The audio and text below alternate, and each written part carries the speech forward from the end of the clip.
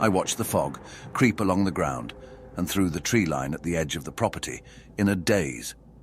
I had been staring for a while, slowly realizing that I was still tightly gripping a mug. My hand trembled as I brought the tepid coffee to my lips, almost causing it to spill. I closed my eyes, taking a sip. The contrast of the warm liquid to the chilly morning instilled a slight, temporary sense of relief. As I opened my eyes, the feelings of fear and uneasiness began to re-emerge. My other hand was still clinging to my phone, the screen now black from timing out. I knew that I needed to unlock it and keep watching the camera footage from last night, that I had to check and see if anything else happened, but the overwhelming feeling of dread was paralyzing. Eventually, I managed to push through and open the video, gulping down another swig of coffee before pressing play. I slowly tracked through the few hours of familiar and utter stillness that always permeates the house after Magdalene goes to sleep. The recording showed the hallway, adorned with portraits of her loved ones past. My door, the bathroom door, and the door to her bedroom at the end of the hall. Her door had been left ajar, just like it always was. Then it happened. The old heavy oak door began to slowly open. The squeak of the hinges sent shivers down my spine and stirred a wave of anxiety in anticipation for what I knew was coming next. Through the darkness, a figure started to take shape in the doorway, making its way toward the camera. It appeared to be walking backward, hunched over forward towards the doorway, with its arms hanging limply. The floorboards creaked steadily with each slow, lumbering step. As it drew near, I could now begin to make out the floral pattern of a nightgown. I began to press backward into the old porch chair, almost as if instinctively trying to get away, while it continued to approach the camera, my heart drumming intensely as I prepared myself. Now, only about 10 feet away, the upper half of the figure began to move into a straight, upright position, almost as if being manipulated externally, its arms still dangling freely. It then started to convulse slightly and contort backward in a jarring, unnatural way, accompanied by the gut-wrenching sounds of cracking and popping. The limp arms adjusted accordingly with the angle of the torso, again hanging towards the floor. I could now see its long, stringy, extremely thin and patchy white hair dragging along the floor between its legs as it continued to move toward the camera, never skipping a beat. It was now face to face with the lens. A faint, ominous voice crackled forth, almost inaudible, like the sound of the final escaping breath of death.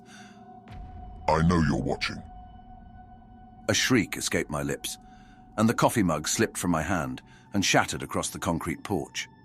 My eyes were still locked on the terrifyingly gruesome face, the head convulsing as it slowly swung from side to side like a pendulum.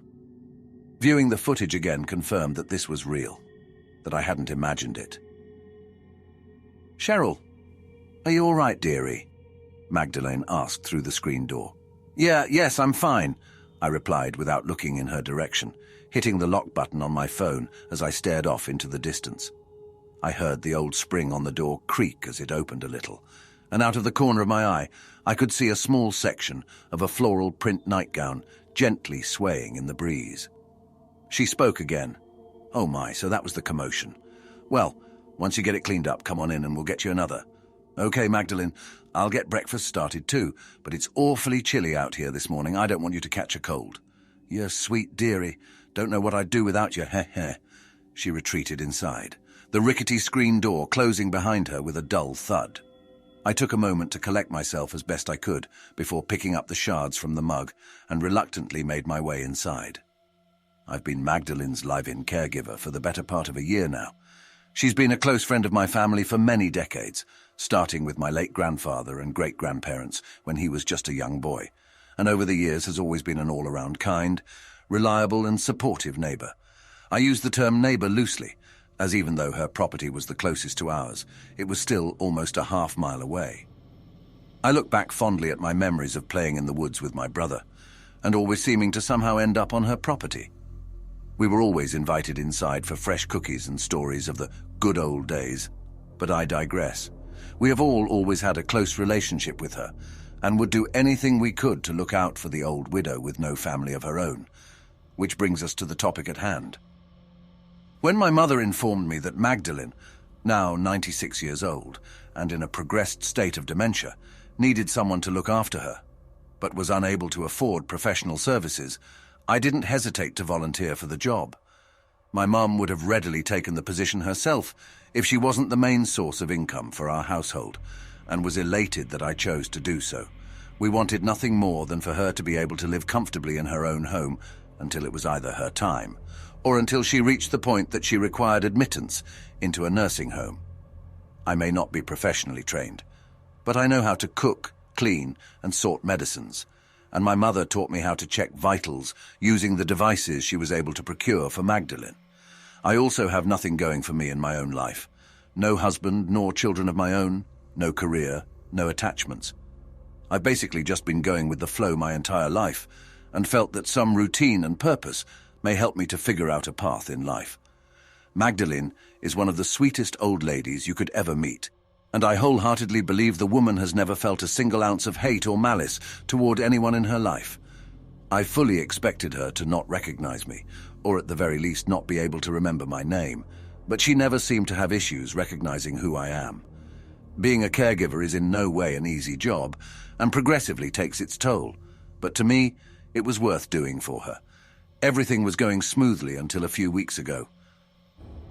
Late one night, after what I refer to as her bedtime mumbling had ceased, signifying that she was now fully asleep, I laid awake in the dead silence, thinking about life. All of a sudden, I heard what sounded like the steps of bare feet passing my bedroom door and going towards her room. Only there was something off about them. It sounded as if the feet had long nails that were clacking against the hardwood floor with each step.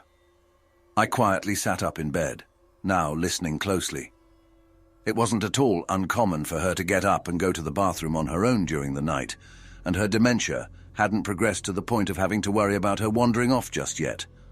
But I knew it wasn't her. Not only had I not heard her get up and leave her room, the creaky door as well as dragging her feet always being dead giveaways, but I also had just clipped and painted both her finger and toenails earlier that day. The footsteps approached the door to her room, and were followed promptly by the sound of her door creaking open. I was slightly startled, but admittedly I was also curious and obligated to investigate. I slowly moved the thick handmade quilt to the side and quietly crept towards my bedroom door, placing my ear against it in an attempt to better hear whatever may be happening on the other side. Silence. Utter stillness. There was no doubt in my mind that whoever was walking around was still standing in that doorway, as I hadn't heard any more footsteps after the door opened, nor the sound of Magdalene getting back into bed. I hesitantly wrapped my hand around the doorknob and began to turn it, trying my best to not make a sound. After opening the door just a crack, I peered out into the darkness towards her bedroom. Against the pale light of the moon beaming in through the gap in the curtains adorning her old bay-style window, I could make out what appeared to be the silhouette of a tall, brooding figure, stooping down as if looking at Magdalene. Her bed was situated beneath the window, with the headboard against the adjacent wall. The shape wasn't beside her bed, nor was it on it. It appeared to be hovering above Magdalene. I could see her laying there in bed, still sleeping. "Everything all right, dearie?" I heard Magdalene call out, followed instantly by the click of the lamp on her nightstand turning on. I couldn't believe my eyes. There was Magdalene, now sitting straight up in her bed, her eyes locked onto mine as if she had been awake and watching me the entire time. The silhouette seemed to have disappeared.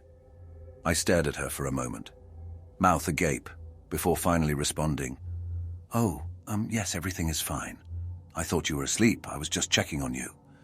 Magdalene smiled, that same genuine smile that never faltered even without her dentures in. "I'm quite all right, don't you worry. You better go on and get yourself to bed. I'ma do the same. Heh heh. All right, good night, Magdalene. Good night, dear." She turned off her light and laid back down as if nothing had happened. As for me, I returned to my room and tried to reason away what I had just witnessed, as my tired mind playing tricks on me. A few days of the typical routine of housework, doing checkups and answering Magdalene's repetitive questions, passed without anything strange or noteworthy occurring. That is, until the night before my mother was due to stop by for a check-in. I had put Magdalene down for bed a few hours prior to this occurrence. Her nighttime mumbling had already ceased, and I was finally at ease enough to call it a night myself. That's when I heard it, the sound of her mattress squeaking and bare feet hitting the hardwood, shifting under the weight. This, of course, roused my awareness, and I began listening intently. Those footsteps. I recognized the sound. Not only were they Magdalene's lumbering steps, but they were accompanied by that same sound of long nails striking the floor. I sat straight up in bed as quietly as I could, a sense of uneasiness beginning to overtake my body. I heard the old oak door creak open, and now the footsteps were steadily coming closer. Closer, and closer still, until they stopped right outside of my bedroom door. My eyes wide, ears sharp, I took in a breath and held it, listening intently for any noise that may pierce the now dreadful silence. I was waiting for what felt close to an hour, when all of a sudden, tap, tap, tap. The noise, though barely perceptible, was enough to make me jump a little, and sounded as if someone was tapping on the door with a rigid object. Magdalene? I finally managed to call out through the darkness, but there was no response. Tap, tap, tap. I didn't know what to think or what to do. I knew in my mind that Magdalene could have simply progressed to a new stage of dementia, maybe something akin to a wandering stage. I've been told that the condition of individuals with dementia can change suddenly, even overnight in some cases, but the anxiety that was now beginning to afflict my body would not allow me to investigate. So, I continued to listen, and that's when a new sound emerged. Mumbling. It was reminiscent of her bedtime mumbling, though something seemed off about it. Normally, I could make out a few of her murmurings here and there, but now, even though she was just on the other side of the door, I couldn't make heads or tails of it. It was more difficult to discern than her speech when she was laying in bed, further away. Tap, tap, tap. Then, as abruptly as it had begun, the mumbling ceased, and the house again fell dead silent. I continued to listen for any more patter, murmuring, or footsteps for what felt like an eternity, before finally mustering the courage to investigate. I made my way over to my door as quietly as the floor would allow, held my breath, and opened the door. Nothing. All that was looking back at me from that hallway were the faded old portraits. I stuck my head out and looked towards Magdalene's doorway, which had been left wide open, and there in the bed was Magdalene, sleeping peacefully, just as I had left her, although I had never heard her return to her room. The next day, my mother came to visit and drop off some supplies. Magdalene had just laid down for a nap a couple of hours prior, so we decided to have some coffee on the porch to avoid disturbing her. "Everything all right, Cheryl?" "You look exhausted, baby," my mother asked, bringing her mug up to her mouth. "Yeah, just tired, I guess. You know it hasn't exactly been easy, but it could be much more difficult. I think that Magdalene may be getting worse. I fear she may have started the wandering phase last night." "Really?" "Yes. Sometimes she'll get up to go to the bathroom, then go right back to bed, but that's not what happened. I heard her moving about after bedtime. Luckily, she didn't go too far. She stood outside of my door for a while, murmuring to herself, then eventually went back to bed. Oh, the poor thing. I know it's hard watching this happen to someone so dear to us, but you're doing a good thing here, and I know she appreciates everything you do for her." "Yeah, I know. But what can we do about the wandering? What if I'm asleep when it happens?" Mum finished her coffee, gently sitting the mug down on the old rusty table situated between us. I think I have an idea. "Tripwires and tin cans," I replied jokingly. Don't be silly. No, I think I'll order you 2 of those motion cameras like the ones we have outside to keep watch on the chickens, and you can set them up in the house at night before bed. That way, she'll never even know that they're there, and it won't disrupt her routine." "That is a good idea, Mum, but there's one problem. Magdalene doesn't have Wi-Fi. You won't need it. They can run off of your mobile hotspot. Just make sure that your phone is charged at night." "That Jody I hear out there?" "You want some coffee, dear?" We heard Magdalene call to my mother from the screen door. "No, that's quite all right, honey. I was just about to leave. How are you?" My mother replied, "Oh, I'm fine, just fine, thanks to your girl here. Don't know what I'd do without her. Ain't no use running off so soon now. Would you like some coffee?" My mother and I chuckled to each other. "All right, Cheryl, be good. I'll bring those to you as soon as I can tomorrow. Call if you need anything." The rest of the day proceeded as usual, utterly unremarkable and monotonous, until night fell. Magdalene was in bed, now fully asleep as I laid wide awake, the previous night still replaying in my mind. Then, it happened again. The bed creaking, feet hitting the floor, the tapping of nails. Exactly how it happened last night. Only this time the footsteps didn't stop at my door. Instead, they continued down the hall. As they passed, I heard what sounded like fingernails being dragged across my door, accompanied by that same low, almost inaudible mumbling, and what sounded like an impersonation of Magdalene's signature chuckle, ha ha. The footsteps continued down the hallway, seeming to stop in front of the stairs to the second floor. Magdalene hadn't been able to ascend them in many years due to her weakened state, and I only did so on occasion for cleaning and to store or retrieve supplies. Lo and behold, they began to creak, as if supporting someone's weight. It sounded like whoever was ascending them had stopped after 3 or 4 stairs, as if they were just standing there mid-flight. As unsettled as I was, I knew I had to get out there and see what was going on, that Magdalene's safety may be at stake. Not wanting to potentially startle her and cause her to fall, I made my way out into the hall as stealthily as I possibly could. I leaned against the wall, opposite the stairs, in an attempt to take some of my weight off of the old floor, and it helped considerably in reducing the creak of the boards. I then made my way towards the stairs, making sure to avoid knocking any of the old portraits off of the wall. I continued my approach, slowly and methodically. I heard no sounds coming from the stairs themselves, only the same low murmuring that I had heard as the footsteps passed by my door. I almost gasped as the stairway finally came into view. Standing not mid-flight as I had assumed, but on the middle landing, was Magdalene, bathed in the light of the full moon. Her dark silhouette was a stark, eerie contrast to the pale brilliance. I couldn't fathom how she managed to get to that point in her feeble state, as well as without me hearing anything. But that was the least startling aspect of the situation. Magdalene was facing the window of the landing, almost completely erect, instead of taking her perpetually hunched posture. It appeared as if something unseen was steadying her, holding her up. Her head was still drooping between her shoulders, slowly rocking from side to side, almost in rhythm with the mumbling. All of a sudden, I heard a sickening pop accompanied by the sounds of bones crackling. She was no longer hunched over whatsoever, now arching slightly backward, arms back and bent at the elbows as if being restrained.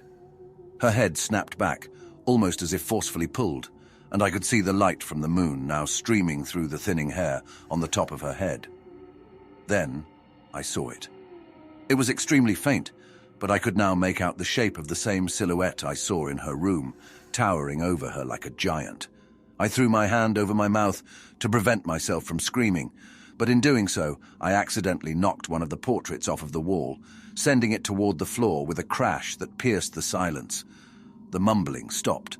I was frozen in place, absolutely horrified and cursing myself internally, eyes locked onto her in anticipation. I watched as the shadow seemed to swirl and dissipate into her body. Then I heard it again, the gut-wrenching popping, the crackling, and watched in total disbelief as her upper half began to fold backward, facing me. I darted back to my room faster than I had ever ran in my life, slamming the door and locking it with the old barrel skeleton key I kept on the table next to it. I waited and listened, fully expecting to hear footsteps followed by Magdalene trying to get through the door, but I heard nothing. It was dead quiet, and I stood there in the middle of my room frozen, my heart about to burst through my chest. It felt as if time was standing still. Tap, tap, tap. The sudden noise and the realization that she was there outside of my door, that I hadn't heard any indication of her approach, sent me stumbling back onto the bed, blood running cold and trying my best to steady my breath. Tap, tap, tap. I stayed awake nearly the entire night, long after the tapping had stopped, and long after I was sure that she had returned to bed, even though I never heard her do so. Eventually, I gathered the strength to venture out of my room. I looked over through the crack in the door into Magdalene's room, and to no surprise, she was still fast asleep. Before venturing down the hall, I inspected my door. There was no evidence of the scratching I had heard.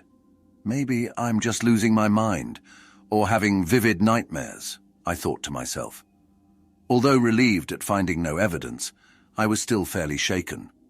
I made my way into the kitchen, brewed myself a pot of coffee, and went to sit on the porch, awaiting my mother's return. I almost jumped with glee when her car finally rounded the turn at the end of the old dirt driveway. "Hey, hun, just got off work. Anything new happened since yesterday?" she asked as she handed me a couple of brand-new motion cameras, still dressed in her scrubs. "Mum, I think something is wrong with Magdalene." "What do you mean by that?" she replied as she lowered herself into the empty chair.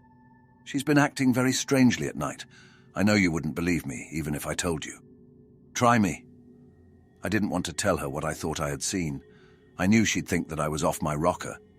Well, it's not only the fact that she's wandering at night now, it's that there's something off about it, almost as if it's not her at all, like something is making her, forcing her to behave in a way that's, I don't know, kind of scary, I answered, still staring off into the distance. "Are you sure you're all right?" my mother asked, placing the back of her hand against my forehead. "I'm not sure. I feel like I'm losing it." Perhaps the stress of doing this every day is wearing you down, taking its toll on your mind and causing you to misperceive the situation. Maybe you need a break. Maybe you're right. Tell you what, if you can hang on for about another week or so, I'll put in for a vacation from work and take over for you for a little while, so that you can rest. That'd be great, Mum. Would you mind staying here for a couple of hours so that I can get some sleep? Last night, it really messed with me. I could hardly rest at all. "Of course, dear, that won't be a problem," she responded, leaning in to kiss me on the head. "I should visit with Magdalene anyway, but I can't stay too long because I have to work tonight. I have to get some sleep myself eventually." My mother spent several hours with Magdalene as I slept, heading out in the late afternoon. "Remember, Cheryl," she said as she was getting into her car, "they work off of motion by default, so place them somewhere they will see her. It will send a notification to your phone if it picks up anything, so keep your sound on. You'll be able to see the feed right away."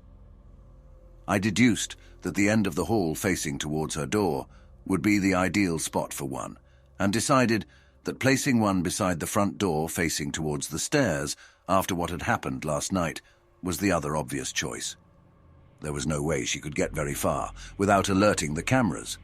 Nightfall was once again descending upon us, and the fear of reliving what happened last night filled my body with dread. But nothing happened. Perhaps having the cameras had somewhat put my mind at ease and kept me from conjuring up another scenario. Magdalene was asleep, utterly quiet, but I was still absolutely on edge. I waited and listened with anticipation, eventually managing to drift off comfortably to sleep, receiving no alerts from the cameras. The next morning, as I made my way toward the kitchen to prepare my coffee, my phone began to ding as the cameras observed me. Good to know that they're working, I thought. As I stepped into the antiquated kitchen, I noticed that the coffee maker had already been set up. There were grounds placed in the upper chamber and the appropriate amount of water in the tank, as well as my favorite mug sitting beside it. I never prepared it at night, always waiting until morning for absolute freshness, and there was no way for Magdalene to have gotten past the cameras, especially after just confirming that the motion sensors worked. With no other explanation, I begrudgingly wrote it off as a lapse of memory, assuming that I must have prepared it the night before. Maybe I simply forgot in the midst of my mental turmoil. I proceeded to brew my coffee and made my way to the porch to ponder the entirety of the situation I found myself in over the past week. Perhaps I really was at my mental limit. Maybe none of what I'd experienced actually happened.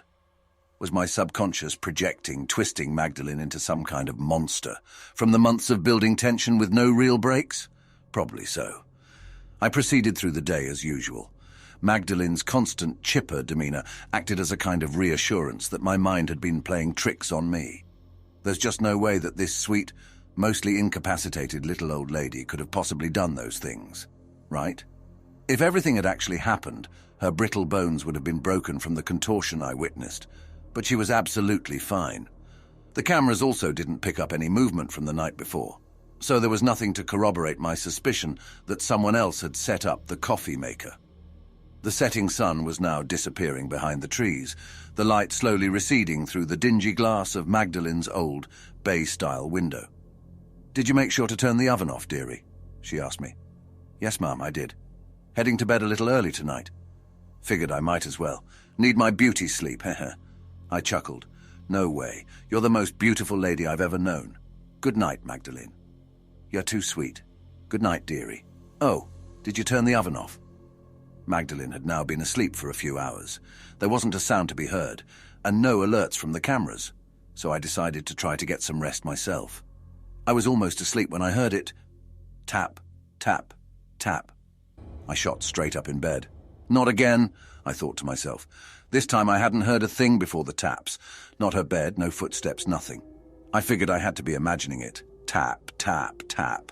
I picked up my phone. No alerts. The camera hadn't picked up any motion at all. I turned the brightness down on my phone, unlocked it, and opened the motion camera app so that I could watch a live feed of what was happening outside of my door. Once it connected, I could see Magdalene standing right in front of my door, in that same strange pose that looked like something was holding her up. What the fuck? I mattered softly. I pressed record. Tap, tap, tap. I could see her outstretched finger, her hand making the motion of the tap, but her finger wasn't connecting with the door. I heard the mumbling start, and instinctively turned my head toward the sound for a brief second. When I looked back at the screen, I saw that Magdalene's head was now laying back on her shoulders, limply swaying from side to side. I couldn't make out any of her facial features, as they seemed to be obscured by the darkness. All of a sudden, her head snapped forward, and she began tapping again. I zoomed in so that I could see her hand more clearly. She wasn't making contact with the door, but I could see what looked like a shadow protruding from the end of her finger, almost like a claw. Then something new happened, something that she hadn't done before. She reached for the doorknob and attempted to turn it. Shivers crept down my spine as my eyes darted back and forth from the knob to the footage, thankful that I'd remembered to lock the door. I could tell from the video feed that it was getting frustrated at being unable to open the door. She began forcefully banging upon it, and I became petrified at the thought that Magdalene might just bust her way through. Then I heard the mumbling again, only this time I could understand it. I was being directly spoken to through the door, but the voice was not Magdalene's. It was male, ominous and sinister. Even though I could make out the words, they sounded like little more than a forced groan. Let me in, dearie. I can't do it myself with this old body here. I have no idea what came over me. But before I even realized what I was doing, I was standing at the door, screaming in response, "Get out of here and leave us both alone. Go back to whatever hole you crawled out of." Everything was still for a moment, and then it said to me, I'm the one that gives orders, pulls the strings around here. You'll see soon enough. I watched the feed in utter disbelief and horror as Magdalene was lifted a few inches off of the ground, almost as if attached to a pulley system. She was then turned away from her bedroom door facing towards the camera, her right arm out to the side. She began floating backward, fading into the darkness of her bedroom, the shadow nails on the tips of her fingers scraping along the wall. Her door slowly creaked closed, slightly ajar, like I always left it. I dropped my phone and held my face as I began sobbing uncontrollably, falling back into my pillow as I sank into a sea of fear. I eventually managed to cry myself to sleep, relieved that it seemed to have stopped for now. The following morning, as I stepped out into the hall, I looked over to the left for the scratch mark. Again, there was nothing at all, as if it had never happened. Though shaken and bewildered, I went on about my usual routine of coffee on the porch. I stared at my phone, reluctant to unlock it and watch the footage from last night, although I needed to. I was frightened that I was going completely insane and imagining it all. Or even worse still, that this was all actually happening. I knew that I had to, as it was the only way to know what was really going on, so I proceeded to unlock my phone and play the video. The scene was depicted exactly the way I remembered it happening. I felt a brief sense of relief knowing that I wasn't insane, but tears began to well up in my eyes as the realization set in. Something was controlling my sweet Magdalene, and it was trying its best to get to me. It then occurred to me that the camera had never stopped recording, that I still had footage from the rest of the night.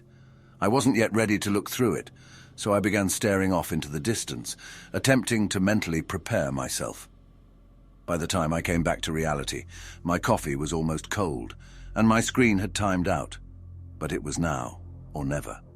Trembling, I unlocked my phone and played the video. Hours of stillness, silence. Then I saw it emerge from the darkness of Magdalene's room. It walked backward down the hallway towards the camera, contorting its upper body backward mid-stride, until its now upside-down face was almost touching the lens. The once warm and familiar face had been twisted into a sinister grin, gums exposed, and was made more unnerving by the black, emotionless eyes that were now set way back into that aged and decrepit face. There were concave black streaks, almost like extended crow's feet filled with tar, lining the sides of her face and cheeks. I know you're watching. I shrieked. My mug slipped from my hand and shattered across the porch. Unbeknownst to me, Magdalene was now awake and had heard me. She popped out of the screen door to check on me, beckoning me to come back inside. After she was out of sight, and I was sure that she could no longer hear me, I attempted to call my mother. My phone wouldn't dial out. I tried to send her a message, but to no avail. I couldn't get anything to load on the internet browser, but somehow my hotspot was still functioning, and the cameras were still connected. How could this be? Did it want me to keep watching? After collecting myself, I went back inside and proceeded through the morning routine as best I could. Magdalene was back to her old, cheery self, as if nothing was wrong, just like she always was throughout each day that this was going on. Maybe whatever it is has no power over her in the daytime, I thought to myself. After lunch, Magdalene made her way to her room to take a nap, just like she always did. "Hey, Magdalene, I wanted to ask before you fell asleep. Is it all right if I use your landline to call my mom? My phone isn't working." "Well, of course, dearie. Tell her to come over and see us while you're at it," she replied. I waited until she fell asleep, and then proceeded to use her phone, but it also wouldn't dial out. "Maybe Mom will come to check up on us after not hearing from us for a while, I hope," I said to myself as I set the phone back on the receiver and went on my way with chores in an attempt to occupy my mind. Nighttime was almost upon us once again, and the dread of what may come began setting in heavily.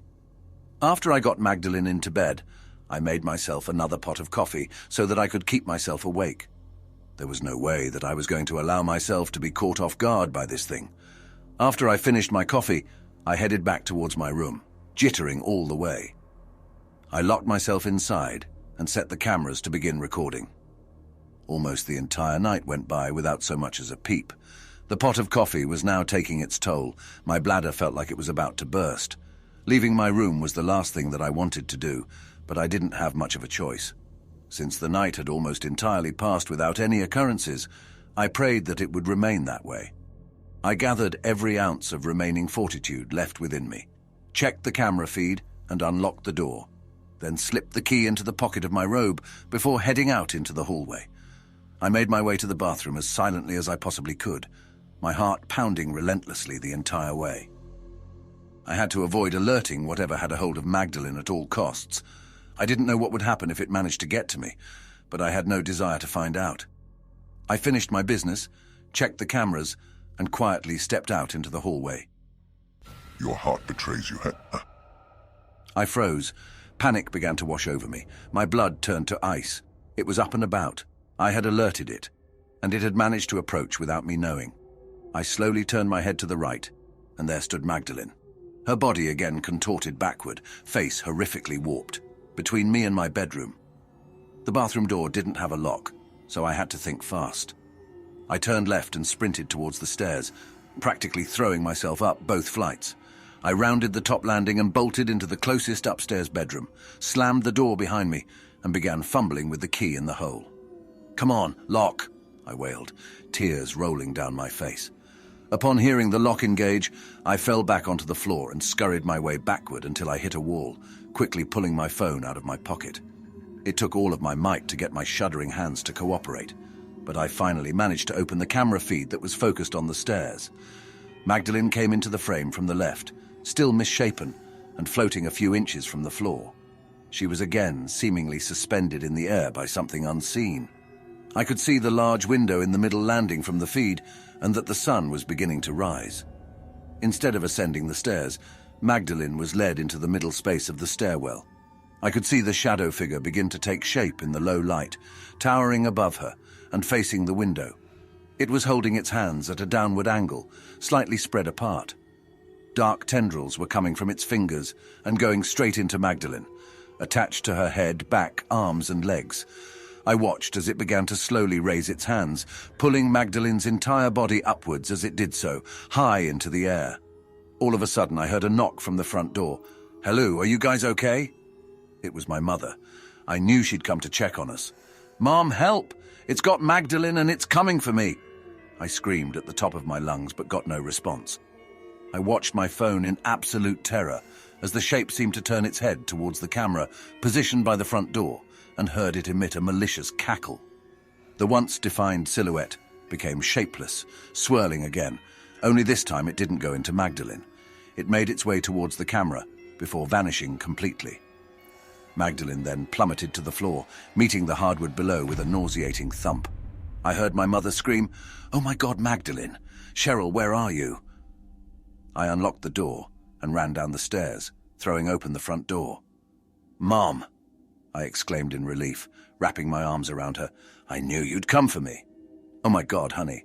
I saw Magdalene hit the floor. Why was she upstairs? What happened? Were you trying to help her down?" she asked as she broke away and ran over to Magdalene's crumpled body. I knew that she didn't have a good view from the front door, and most likely had only seen Magdalene as she struck the hardwood. "No, Mom. It wasn't her fault. Here, just let me show you. I told you that something was wrong." I raised my phone and proceeded to search for the footage, but it was gone. And so was the video from the night before. "What? No, this can't be. It was right here. I had everything on video," I said shakily. Defeated, I dropped my phone and collapsed onto the floor, sobbing uncontrollably. "Don't worry, dear," my mother called to me. "I'll call 911. You go outside and wait. Get some air." Magdalene was already gone, well before my mother called for the ambulance, and I returned to my mother's home following the events of that morning. My room was still exactly how I'd left it, and it brought me a sense of peace and comfort that I had desired for so long. The ordeal was determined to be an accident, chalked up to a combination of her frailty and dementia, culminating in a nasty fall over the top banister, resulting in her death. Although I knew that wasn't the case, I never tried to tell my mother or anyone else otherwise. They wouldn't believe me if I did, as the only evidence that I had disappeared. We all took it extremely hard. Such a tragic end to such a beautiful human being. We held a small funeral service for Magdalene, laying her to rest beneath her favorite tree on her property. Afterward, everything returned to normal for the most part. Regardless, I'd lay awake at night, wondering if whatever it was that had manipulated and eventually killed Magdalene was gone, haunted by the memory of all that I had witnessed. As time went on, I became more at ease about the situation, even though I still had no understanding of what it was, where it came from, or where it went. I slowly but surely gained confidence in the idea that it wasn't coming back for me, until last night when I heard it. Tap, tap, tap.